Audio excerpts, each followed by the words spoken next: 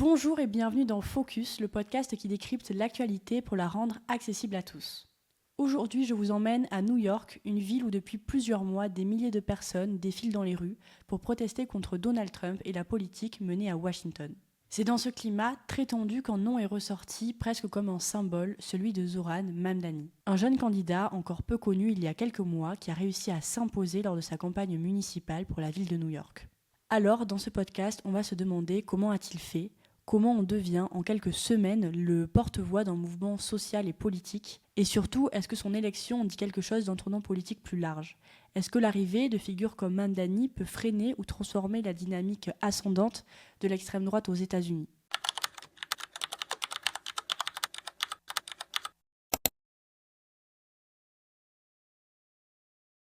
Pour en parler, j'ai invité Fabrice Poiblot, intervenant en connaissance des médias et de décryptage de l'actualité à l'ESJ Lille et à l'ENN, ancien journaliste et créateur du média Smile Info.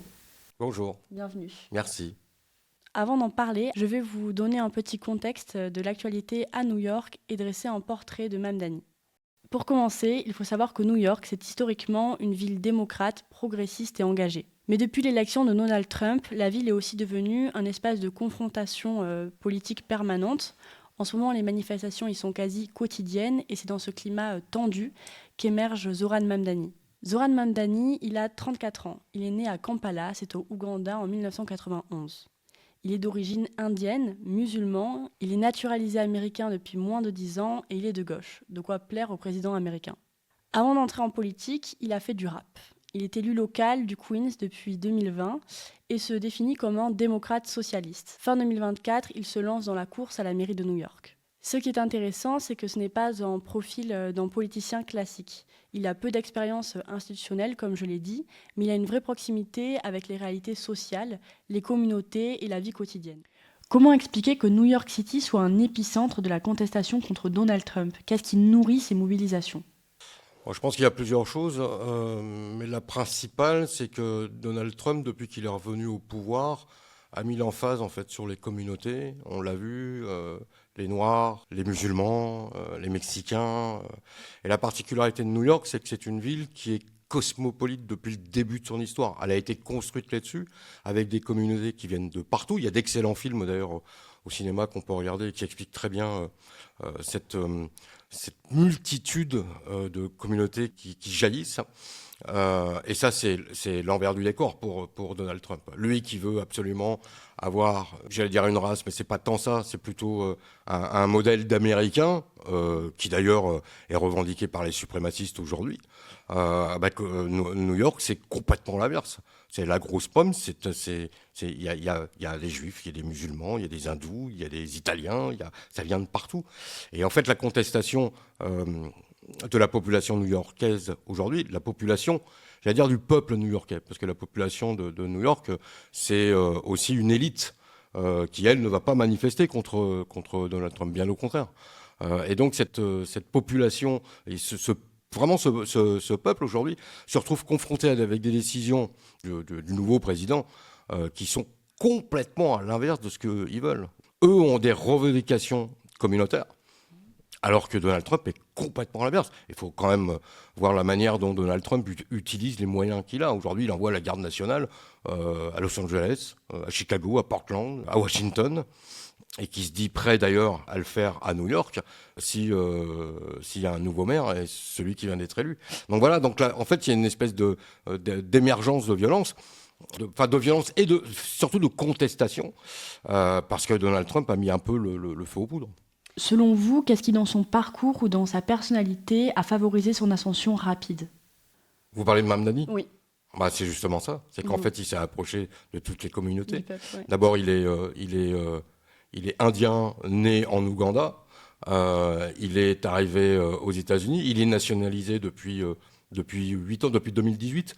Donc c'est extrêmement récent. Et puis surtout, il a fait du rap, il a fait du football, il s'est essayé à plein de choses. Et puis il se lance dans la politique. Et puis surtout, alors, est-ce que c'est de la politique politicienne ? Est-ce que c'est une campagne menée comme ça ? Est-ce que, maintenant qu'il est maire de New York, est-ce qu'il va appliquer tout ça ? Mais il a eu cette idée de se lancer et de soutenir les communautés. Il y a un très bon dessin qui est paru à la une du journal New Yorker, qui est un journal plutôt de gauche, qui est magnifique, où on voit Mamdani dans le métro, et autour de lui, il y a une multitude de personnes, il n'y en a pas une qui se ressemble.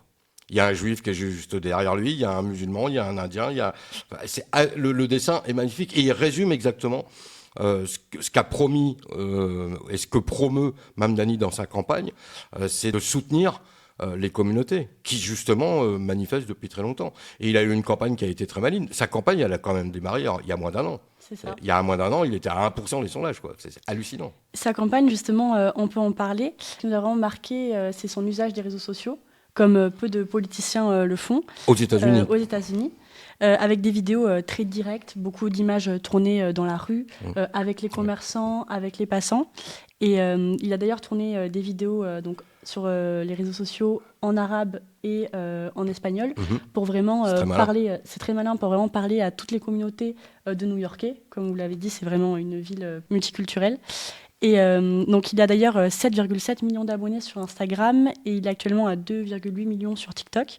Je vous propose qu'on regarde quelques vidéos. Messi aussi, hein, oui. ça ne veut pas forcément dire. Pour un candidat vraiment inconnu il y a quelques mois, ça permet de communiquer. C'est une énorme ascension. Ouais, exactement. On va regarder quelques TikTok et puis analyser. مرحبا أنا اسمي زهران ممداني وعم رشح حالي ليكون العمدة الجديد في مدينة نيويورك.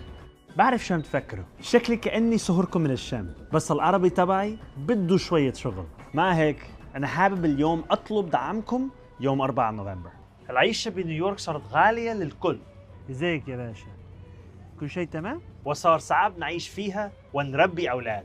أنا كعمدة رح جمد الإيجارات لأكثر من 2,000,000 شخص وخلي الباصات سريعة ومجانا وأضمن رعاية الأطفال شاملة لكل العائلات. ويمكن ما فيني أقنعك إنه الكنافة النابلسية بستانوي أطيب من نيوجيرسي، بس بوعدكم إني رح أشتغل بكل جهدي لأسهل عليكم بفتح مشاريعكم الصغيرة وتدفعوا إيجاركم وتبنوا مستقبلكم في مدينة نيويورك. التصويت المبكر مفتوح الآن حتى 2 نوفمبر ويوم الانتخابات يوم 4 نوفمبر. أنا منكم وإليكم سنراكم. Hola Nueva York! Ya pueden salir a votar y estoy pidiendo su apoyo. Por favor, busque su lugar de votación más cercano y voten por mí para ser su próximo alcalde. Me postulo para hacer que esta ciudad sea más asequible para todos. Voy a congelar la renta, asegurar que los autobuses sean más rápido y gratis y ofrecer cuidado de los niños menores de 5 años, gratis a todas las familias. Cuando miramos una visión de... No, okay, ya, córtalo. We cannot spend all day doing this again. Duramos como 3 horas la última vez. En quoi la stratégie de Mamdani change les codes traditionnels de la campagne municipale ?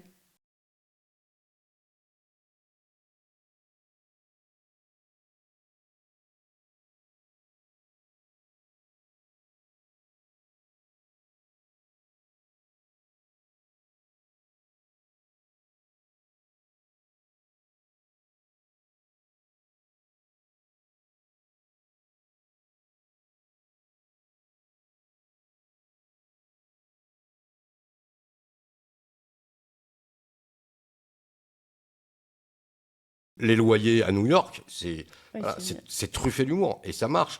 Et puis surtout, il a aussi une intelligence, c'est que, ou son équipe de communication a une intelligence, c'est qu'il va partout. Il va partout là où il y a les gens.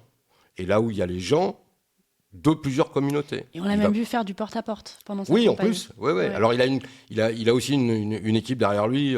Ils ont fait du porte-à-porte pendant 1 an. Je crois que chacun en a fait plus d'une vingtaine en quelques mois. C'est énorme. Et lui, il va sonner aux portes. Alors est-ce qu'il l'a fait réellement ? Est-ce que c'est de la com ? Peu importe. Mais ça veut dire aussi qu'il est très proche du peuple. Alors il y en a. On peut faire. Il y a 2 choses aussi qui sont assez intéressantes parce qu'on n'a pas parlé des démocrates qui se sont pris une dégelée il y a 1 an. Avec Kamala Harris, c'est une catastrophe, et les démocrates n'arrivent pas du tout à s'en relever. Et il y a 2 camps chez les démocrates, il y a le camp centriste, et puis il y a le camp de Mamdani, qui est beaucoup plus à gauche, et ils ne peuvent pas s'entendre. D'ailleurs, il a été, lors de la primaire, c'est lui qui a été élu, mais donc les autres sont complètement mis à l'ouest. Il y avait un démocrate face à lui. Oui, c'est ça. Mais c'est lui qui qui a remporté les voix. Et ça veut dire aussi qu'il est en train de... la gauche réelle aux États-Unis n'existe pas véritablement. J'allais dire Biden, c'était pas lui, c'était Bernie Sanders, par exemple. Et d'ailleurs, il a reçu le soutien de Bernie Sanders, qui était beaucoup plus à gauche et démocrate que les autres. Et c'est un renouveau, en plus, en fait, chez les démocrates. C'est-à-dire, comme les démocrates traditionnels ont perdu et ils ont déçu énormément, finalement, les gens se disent pourquoi pas essayer autre chose. Et il y a un point que je voudrais évoquer, c'est sur les réseaux sociaux.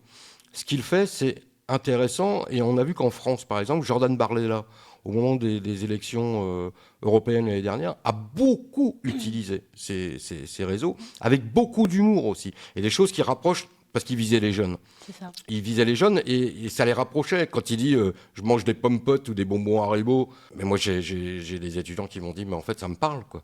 Et c'est ça, même si on parle pas du programme, et ça me parle. C'est pour ça aussi, il n'y a pas que ça, mais que ça permet de faire des scores extraordinaires, quoi. Parce que je pense que les jeunes sont de plus en plus désintéressés quand même de la politique, Carrément. ou ne se sentent pas du tout concernés. De voir un candidat justement qui va parler déjà sur les réseaux sociaux, donc une plateforme dont on a les codes, et parler de choses qu'on connaît, parce que la politique ça paraît quand même assez abstrait.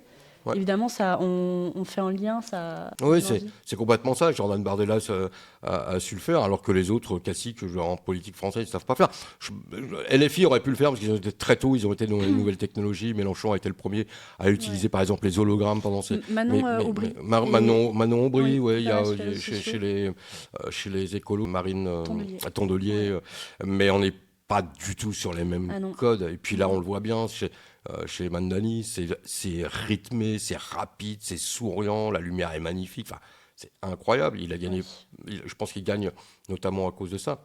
Ce qu'il faut relever quand même, c'est que je parlais des démocrates qui sont pris une DG. Il y a quand même 2 gouverneurs démocrates qui ont été élus le week-end dernier, quoi. C'est quand même pas rien. C'est à New Jersey.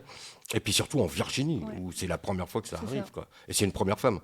Donc voilà. Donc ça veut dire que les démocrates vont peut-être aussi être galvanisés un peu par ces 2 victoires de 2 femmes, et puis celle de Mamdani, même si c'est un démocrate de gauche, ou il est à la gauche des démocrates. C'est sûr que par rapport à la France, voilà, la gauche elle est relative, mais et peut-être qu'on peut parler des réactions, parce qu'évidemment cette victoire, ça a suscité des réactions, donc notamment de la part du président des États-Unis, Donald Trump.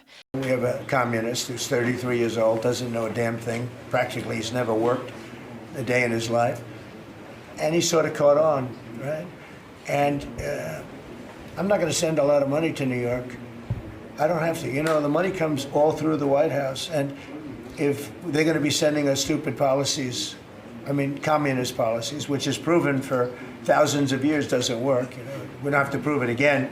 We're not going to ruin one of our great cities, because we'll make that great. We will clean up the crime in about 30 days. It took 12 days to do Washington, D.C. Ce qui est vraiment frappant, c'est que Donald Trump, il réagit directement, il attaque. Et donc ça signifie quelque chose, c'est qu'une campagne locale devient un enjeu national, finalement. Donc Mamdani devient un symbole, celui d'une opposition à Donald Trump, et donc ça veut dire qu'il est en poids. Il peut évidemment pas en tant que président, il ne peut pas se présenter à la présidentielle. Il ne peut pas se présenter parce qu'il n'est pas né sur le sol américain. Trump c'est très bien utilisé les réseaux aussi, hein, que ce soit sur X, sur Truth Social ou sur les autres. Comment un candidat local à New York peut devenir une menace politique pour Donald Trump, pour qu'il ait ce genre de réaction? Alors, on est dans la communication de Donald Trump, hein, qui est toujours très virulente, que ce soit avec ses opposants aux États-Unis, mais aussi, on l'a vu, avec des opposants internationaux, même des chefs d'État. Il a quand même traité Zelensky de tous les noms, il traite tout le monde de tous les noms, enfin, il a peur de rien, en fait. Maintenant, est-ce qu'il a la trouille de ce qui se passe à New York? Je ne suis pas très convaincu, et je pense personnellement, je ne suis pas sûr que la victoire de Mamdani amène quelque chose aux États-Unis. Parce que les Trumpistes sont quand même très très nombreux. La preuve, c'est qu'ils ont gagné. Et puis, ils sont aussi très très très engagés. Alors que chez les démocrates, on l'a vu, la mobilisation, elle a du mal à redémarrer. Et puis, ce qui se passe aussi, je pense que c'est aussi une réaction très épidermique de New York. On l'a dit, c'est une ville qui est extrêmement cosmopolite. Trump s'attaque aux communautés. Du coup, à New York, on s'attaque à Trump qui attaque les nôtres. Est-ce qu'à Los Angeles, ça serait la même chose? Je ne suis pas sûr. Est-ce qu'au Texas, ça serait la même chose? Je pense que non. À Chicago, ça ne serait pas la même chose. Il était déjà conscient qu'il n'avait pas les voix des New-Yorkais. Oui, mais C'est ça Ouais, bien c'est pas une entendu. surprise. Donc, est-ce que c'est une victoire qui peut s'étendre? Je suis pas trop sûr de ça. C'est d'autant plus vrai que les communautés, enfin, on voit ce qui se passe aujourd'hui avec les ICE. Là, il y a les gardes nationaux et puis cette espèce de police qui a tous les droits, mais on ne sait pas qui ils sont, enfin, qui arrête des gens dans la rue, qui les mettent dans des voitures, on ne sait pas où ils vont, ils disparaissent complètement. Et je pense qu'il y a une réaction, parce que ça a été mis en place depuis quelques mois, donc la réaction, elle est épidermique. Est-ce qu'à un moment donné, est-ce que ça va continuer ou pas? Vraiment, j'ai un doute. Et puis, il y a une chose qu'il faut attendre, c'est quels vont être les résultats de Mamdani. Zoran Mamdani, il est élu, tout le monde en parle, il a un projet qui est gigantesque. Il veut geler les loyers, il veut faire des épiceries municipales, il veut que les transports en commun, enfin les bus soient gratuits. Les enfants de moins de 5 ans aient accès à une sécurité sociale. Exactement, aussi. il va falloir le financer. Et il veut taxer les industries. New York, c'est quand même, la grosse pomme, c'est quand même la City, quoi. C'est aussi énormément d'argent. Enfin, donc, est-ce qu'il va réussir? S'il réussit, ça peut être un danger éventuellement pour Trump. Mais si ça réussit pas beaucoup, et puis cela, il va falloir attendre les résultats, finalement, ça sera, je ne veux pas dire un coup d'épée dans l'eau, mais ça ne va pas forcément gagner. Et puis il y a une chose qui est importante, c'est que dans un an, il y a les midterms, et que c'est les élections à mi-mandat pour Trump, et que est-ce qu'en un an, Mamdani aura réussi à faire des tours de magie? À voir. Donc on le rappelle qu'il a 4 ans à la mairie de New York. Ouais. C'est un mandat de 4 ans. Ouais. Mais est-ce qu'en un an, il va faire basculer quelque chose, et que du coup, dans les autres villes ou dans les autres États, ça peut faire tache d'huile? C'est court, hein, non? Ça va vite. Je vais vous proposer d'écouter le discours de Zoran Mamdani après son élection, donc notamment le moment où il s'adresse à Donald Trump. Je pense que ces mots sont puissants et très intéressants. So Donald Trump, since I know you're watching, I have 4 words for you. Turn the volume up. C'est incroyable. Ouais, c'est assez incroyable de s'adresser comme ça. Ouais, mais il joue là parce que il fait ça parce qu'il veut jouer dans la cour de Trump en fait. Et comme Trump n'arrête pas avec son doigt de fixer les gens en disant toi et il les tutoie, il utilise exactement la même stratégie. Et je trouve que c'est intelligent. Ouais. Et puis il a 34 ans, donc il y va quoi. C'est ça. Il n'a pas peur du vieux. Et ce n'est pas qu'aux États-Unis que son élection a suscité des réactions, mais également en France, notamment sur le plateau de CNews, on écoute ça. L'élection de Zoran Mamdani à New York n'est pas une surprise. Elle consacre un candidat socialiste soutenu par le Parti démocrate, notamment Barack Obama. Mamdani est musulman, il se présente comme tel. Il est partisan du boycott du seul État juif de la planète, Israël. Il est venu, dit-il, à la politique à travers la cause palestinienne. Il condamne le 7 octobre du bout des lèvres, mais condamne aussi Israël qu'il accuse d'apartheid. État génocidaire, État nazi, dit-il. Il compare les résistants palestiniens aux insurgés du ghetto de Varsovie. Qu'il ait existé hier à New York un vote communautaire, c'est une évidence. Mais pas que. Beaucoup de jeunes gens diplômés et même de jeunes juifs ont voté Mamdani. Les bobos de New York ressemblent aux bobos de Paris. C'est une sociologie qu'on retrouve dans nos grandes villes. Hommes et femmes âgés de 20 à 35 ans qui ont fait des études, en France Bac plus 5, qui travaillent, mais qui n'ont pas la vie qu'ils avaient espérée. Ils galèrent. Petit salaire, logement étriqué. On les retrouve dans beaucoup d'univers intellectuels, professeurs, universitaires, journalistes, artistes, écrivains, avocats. Autant de professions qui subissent un déclassement en Amérique ou en Europe. Et ces jeunes gens souhaitent changer la société. Et comme ils ont du mal à gagner leur vie, ils aimeraient bien que d'autres ne flambent pas avec leur super bonus quand eux tirent le diable par la queue.